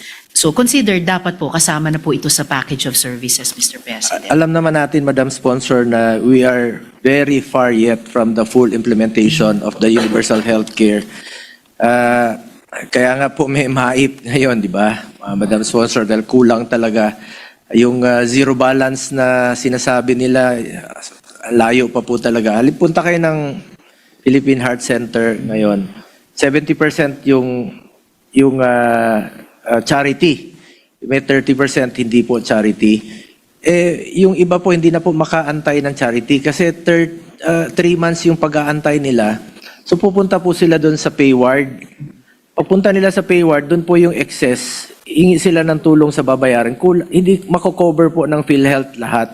Yun po sinasabi ko na napakalayo pa natin ng full implementation ng Universal Healthcare Law. Ang layo pa, not even siguro sa loob po ng 5 taon. Unless na lang na talagang ibuhos po ng gobyerno. Ako, pabor po ako na walang pabor-pabor sa pagbigay ng tulong sa mga medical assistance. Pera po ng taong bayan, hindi na sila dapat magmakaawa dito na humingi ng tulong sa atin. At I agree with my colleagues here na dapat wala yung pipila pa sila rito. Diretso na po doon sa kanila. Kaya nga po tayo merong help desk na paglalapitan nila dahil hindi pa talaga fully covered po, Madam Sponsor. Hindi pa talaga nako-cover ng PhilHealth sa ngayon. At halimbawa na lang po yung sa Philippine Heart Center. Ang haba ng pila, mamatay na yung pasyente kung antayin nila yung charity ward na libre. So pupunta sila sa pay ward. So kulang talaga yung pambayad nila, hindi ko cover ng PhilHealth. Hingin sila ng tulong sa mga politiko at sa iba't iba pang mga ahensya. Naniniwala po ako na till now at alam ko marami rin pong naniniwala na ako para sa akin yung hindi porket isa ako sa nagsulong ng Malasakit Center ay para sa akin po sa taong bayan yan, walang pinipili po yan, Madam Sponsor. Para po yan sa Pilipino at karapatan po ng bawat Pilipino yan. Meron lang po silang isang help desk na lalapitan po na hindi na sila kailangan na makaawa. Wala naman siyang sariling pondo. Malaking tulong yon sa panahon. Kumbaga, convenient po yon sa mga pasyente at watchers na meron silang malalapitan at it will guide them, Madam Sponsor. Ito pong Malasakit Center. Batas naman po ito na ipinasa po natin doon kanina.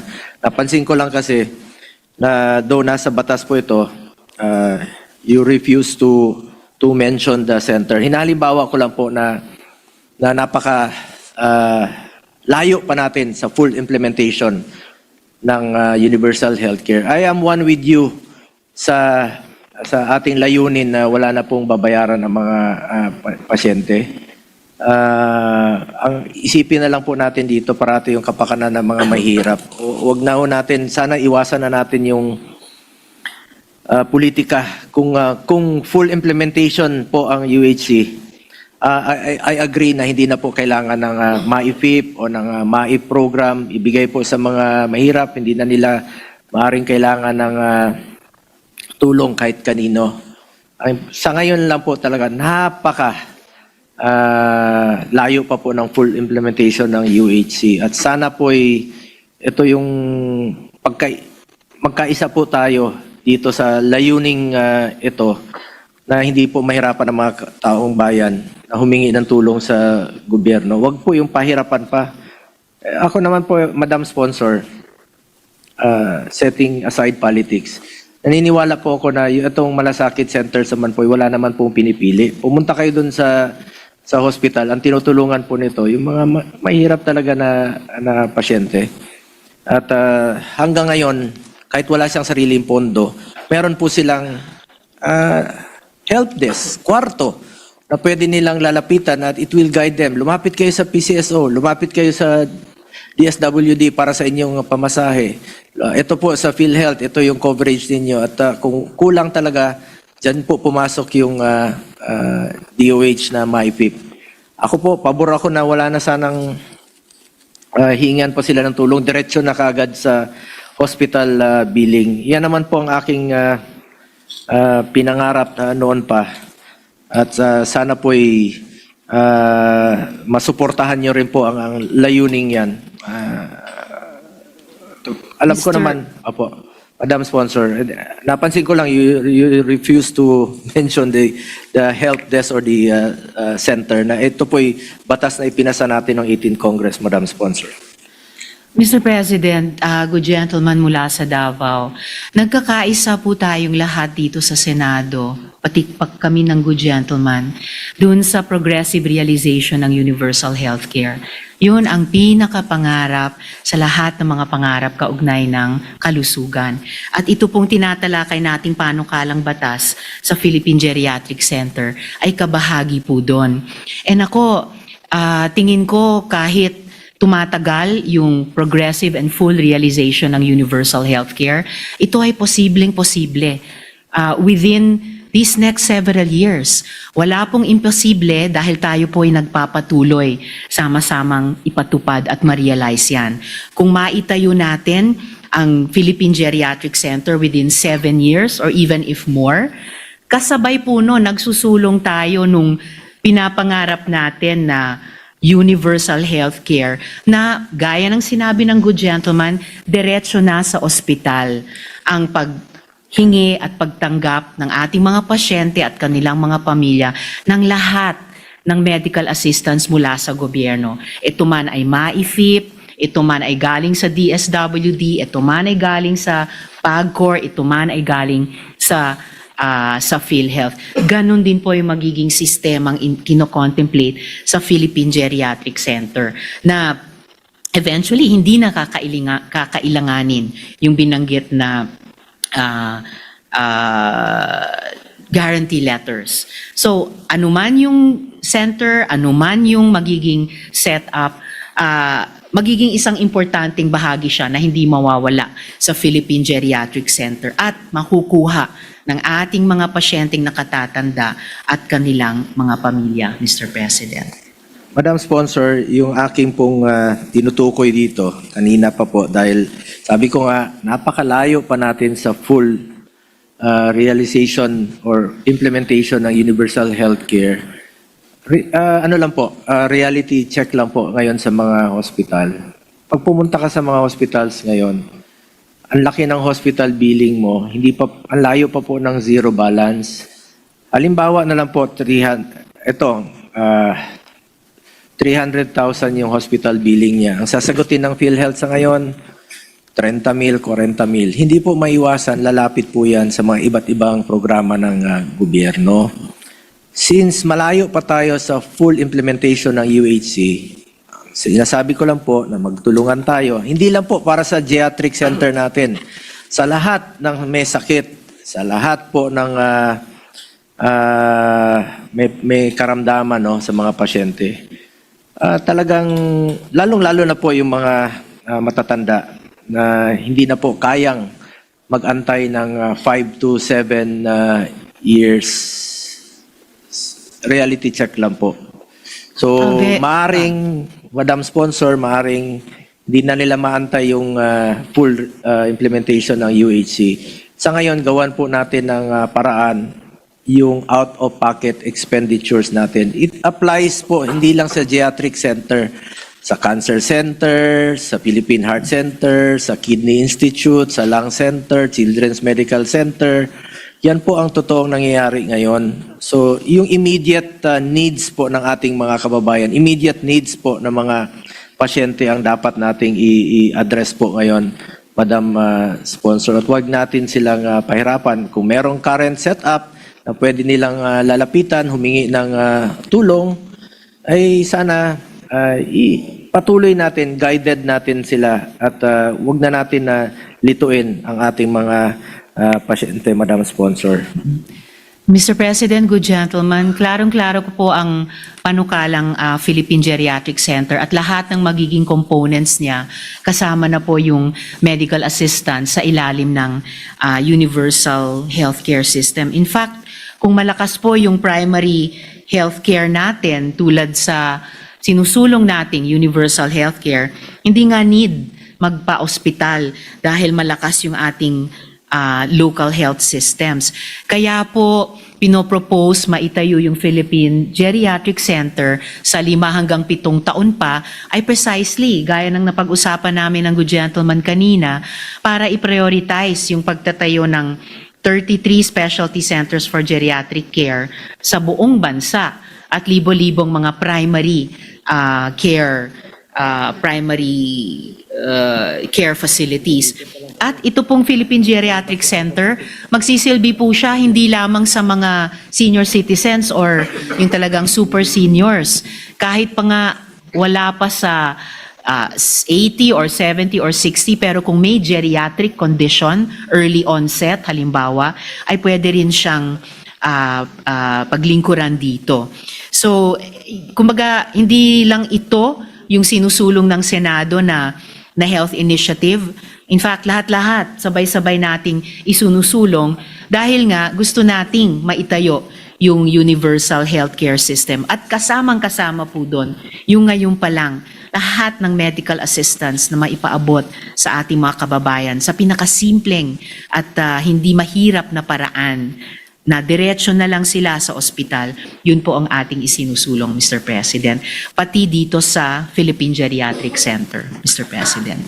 Moving on, Madam Sponsor, I took note of the suggestion of Senator Pia Cayetana during her interpellation to establish a hostel or dorm-like facilities for the watchers of the patients.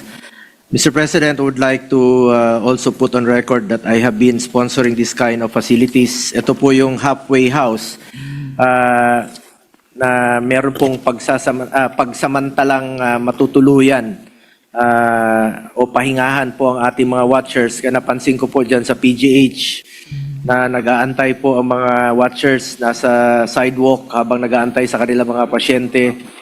Dyan po sa sa Quirino Memorial Medical Center, even in Davao, meron din pong mga watchers na nag-aantay sa sidewalk. Kawawa naman yung mga watchers while waiting for sa kanilang mga pasyente nakaupo sa sidewalk. So meron pong mga halfway house na itinayo, including sa PGH, na yung pwedeng lumabas na ng mga pasyente, pwede muna magstay doon sa halfway house, yung mga watchers pwedeng makaupo, pwede sila magluto doon o makapagpahinga.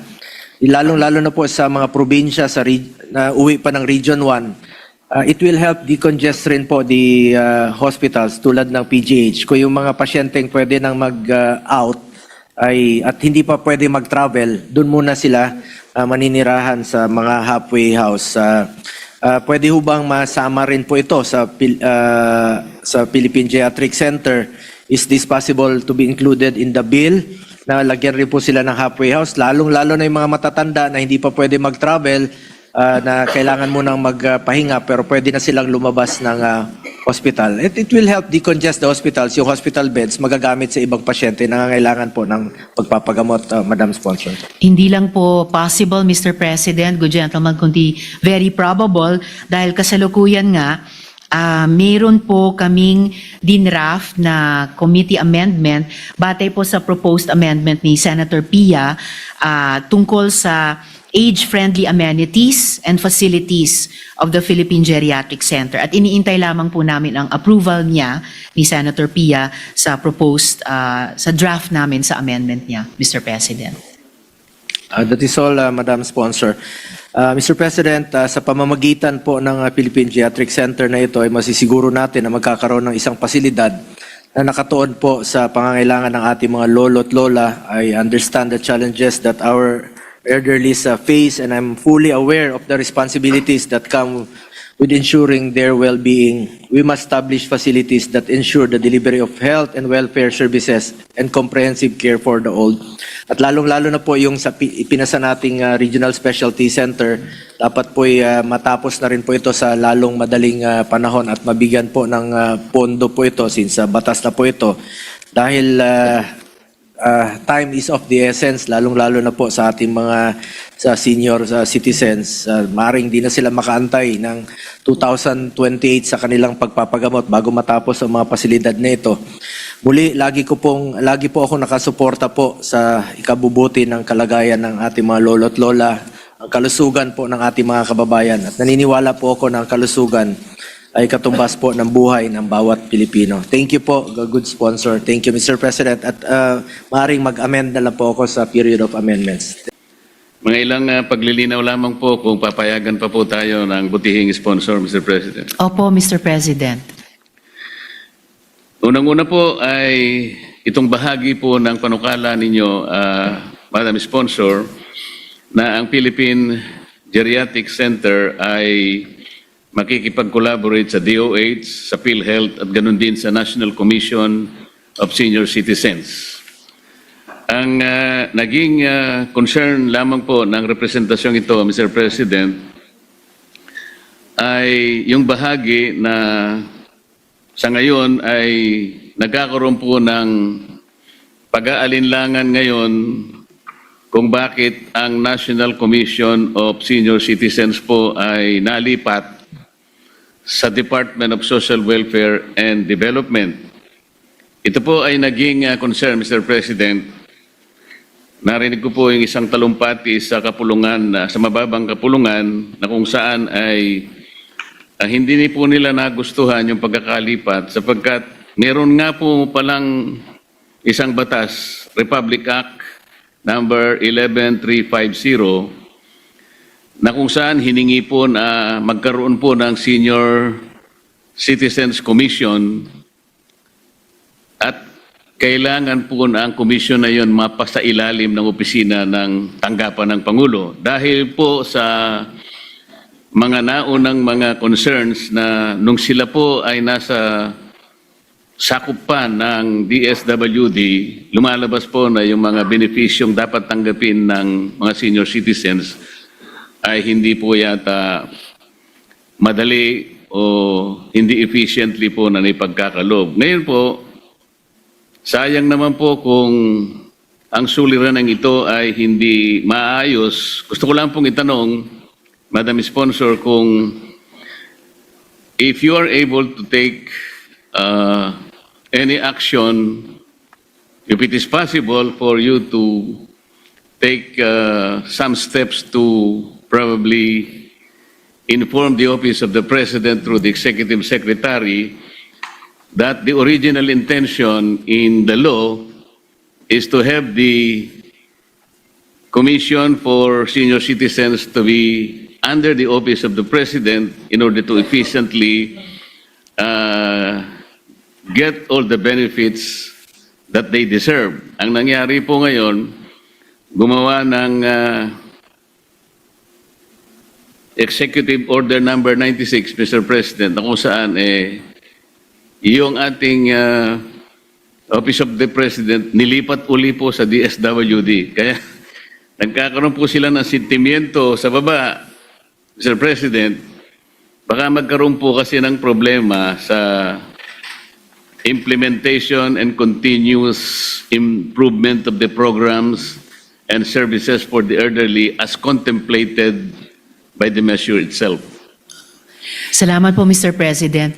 Ako po'y nakikiisa sa pag-alala ng good gentleman mula sa Tarlac at Pampanga, lalo na't common advocacy ng karamihan kung hindi man nating lahat dito sa Senado, ang usapin ng priority legislative agenda ng ating mga senior citizens o nakatatanda. At matutuwa po ako kung maihahanay nga po itong pagtalakay at harinaw at pagpasa nitong Philippine Geriatric Center Bill, alang-alang nga po sa ating mga senior citizens. Bagamat in principle, bukas na bukas ako sa mungkahin ng good gentleman na ipaalala sa Office of the President sa pamamagitan nga ng Executive Secretary kung ano yung intensyon ng batas na yun na nga po nagpo-provide na ang NCSC ay mapailalim sa ilalim ng Office of the President, mabuti na lamang po, at least dito po, sa sakop nitong Philippine Geriatric Center Bill, pinoprovide po na itong PGC o Philippine Geriatric Center ay magiging sa ilalim ng direct control and supervision of the Department of Health. Kaya't hindi pa man malinaw hanggat hari nawa maipasa itong panukala tungkol sa Philippine Geriatric Center, iyang mga kailangang ayusin sa pagitan ng NCSC, DSWD at OP ay pwede na rin pong ibilin sa DOH na patuloy nilang linawin ito sa mga concerned agencies para sa patuloy na pagpapatupad o pagpapatakbo ng Philippine Geriatric Center, hindi lamang po ang DOH, hindi lamang po ang PhilHealth, kundi nga po pati ang National Commission on Senior Citizens ay ganap na pwedeng lumahok sa pagsusulong ng pagsilbi ng Philippine Geriatric Center sa ating mga senior citizens, Mr. President. Yes, Mr. President. So the only concern or the only issue that we need to convey to the Office of the President through the Executive Secretary is whether an executive order can prevail over a statutory law. In this case, Executive Order number 96 versus Republic Act 11350, where it is specifically mandated that the National Commission for Senior Citizens be placed under the Office of the President for whatever benefits that they contemplated in creating that law. But it turned out, muli pong ibinigay ng Opisina ng Pangulo, binalik po sa dati, which have the effect of defeating the very purpose why the law was created in the first place. This is very important, Mr. President, because the last time I checked, there is another very, very similar situation in the past. I am referring to Republic Act 8740. This is an old law, Mr. President. This was enacted, I think, in 1995. Doon po yung sinasabing there was a national publishing board. At yun po ay minandate sa batas na yon na yung board na yon ay mapasailalim sa office ng presidente. So it is a 1995 law. Ang nangyari po in 2003, there was an executive order transferring the national book publication, parang ganun po, to the DepEd. So ang nangyari po, the mandated object of placing it under the President, dahil mas gusto po nila talaga doon because, again, of the perceived benefits under the law. Ang nangyari po, hindi natin na-develop yung ating National Book Development Board. Hanggang ngayon po, 1995, so ilan yun? About 25... 30 taon na po, good gentleman. More than 25 years after the enactment of the law, wala pa po tayong masasabing robust and viable National Book Publication Board. Dahil nga po, inilipat po sa Department of Education. So the very clear declared policy of the law was frustrated. Kaya hanggang ngayon po, yung ating publication ng mga libro ay ginagawa pa rin ng Department of Education which was prohibited under that law, Mr. President. So yun lamang po yung concern, Mr. President.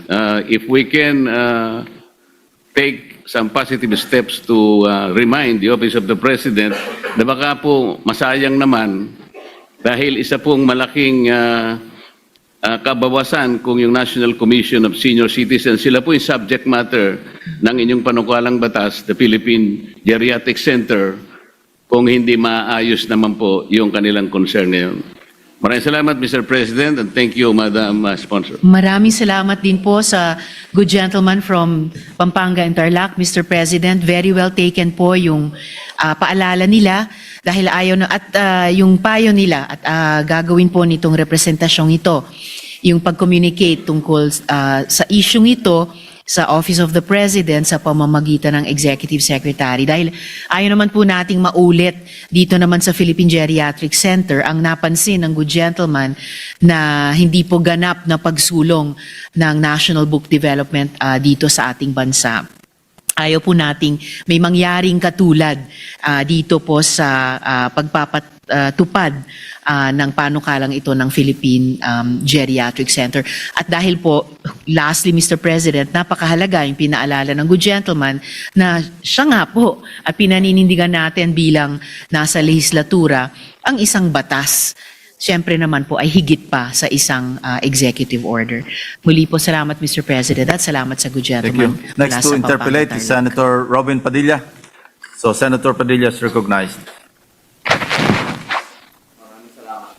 Maraming salamat po, Ginoong Pangulo. Meron lang po ako mga katanungan sa atin pong butihing senadora. Ang atin pong para po sa geriatric. Opo, Mr. President. Bukas na bukas po ako sa mga tanong ng good gentleman. Maraming salamat po. Ako po ay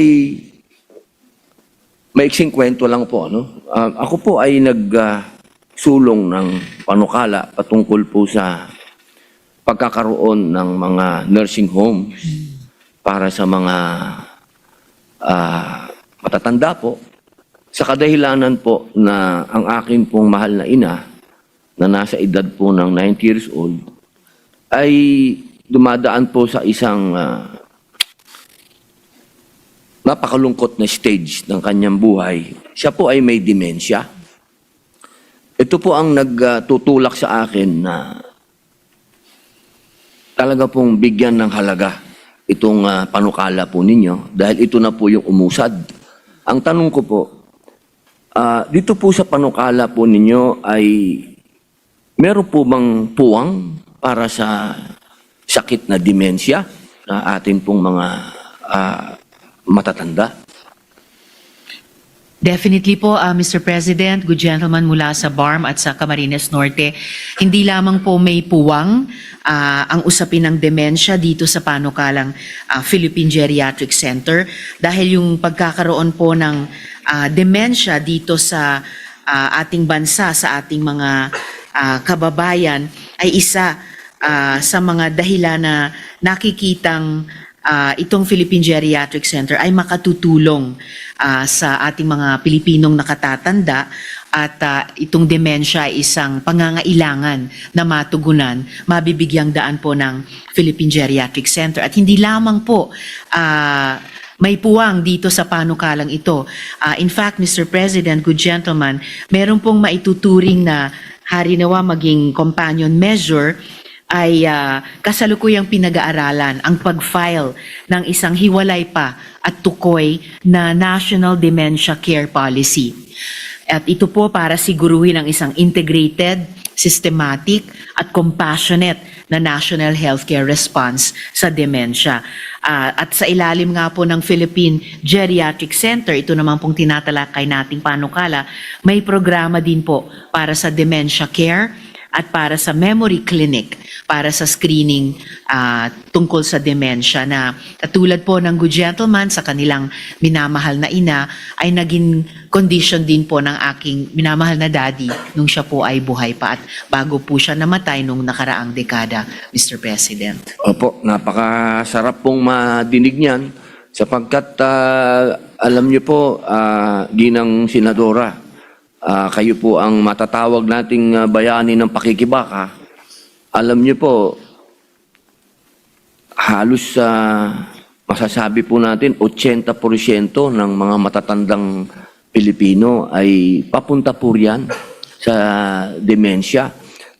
Kadahilanan po dyan ay sa mga masasamang alaala. Opo, alam naman po natin na ang numero unong kalaban ng demensya, yung mga masasamang alaala, yung pa yung naaalala nila, hindi yung mga mabubuti. Kaya ito pong panukala po ninyo ay napakahalaga.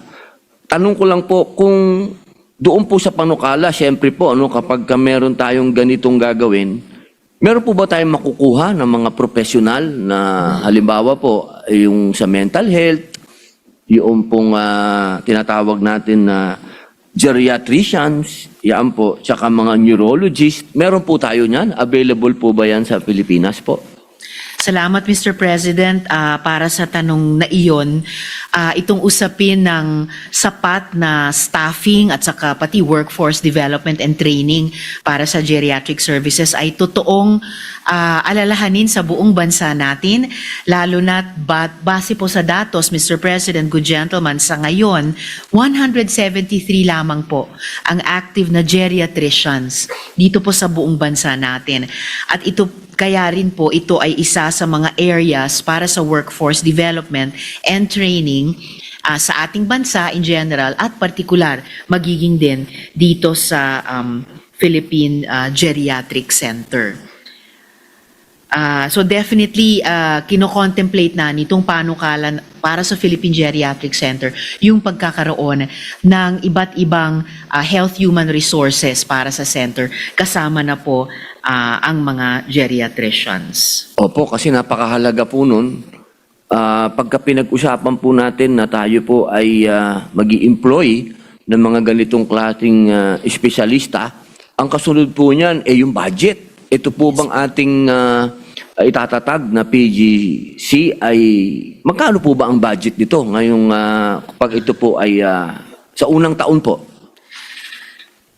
Sa unang taon po ng pagpapatayo ng Philippine Geriatric Center. So meron pong ine-estima na mga cost para dito at hindi po tayo kailangan mabigla na kailangan sa isang taon lamang ay maitayo na ito dahil iniisip po, Mr. President, good gentleman, na pwedeng progressive ang pagpapatayo nito. Opo, tama po. Dahil science po yan, ano? Yes Continuous. po. Opo. So, kahit po sa loob ng kalahating dekada hanggang 7 taon pa para dahan-dahan pong maitayo ito at dahan-dahan din pong maipon at magastos ang pangangailangan. Sa ngayon po, kung gagamitin ang 100-bed Dole Hospital para sa OFWs bilang baseline, ang pagtatayo ng isang kahit 100-bed muna na Philippine Geriatric Center ay magsisimula sa humigit kumulang 550 million pesos para sa construction at saka basic equipment.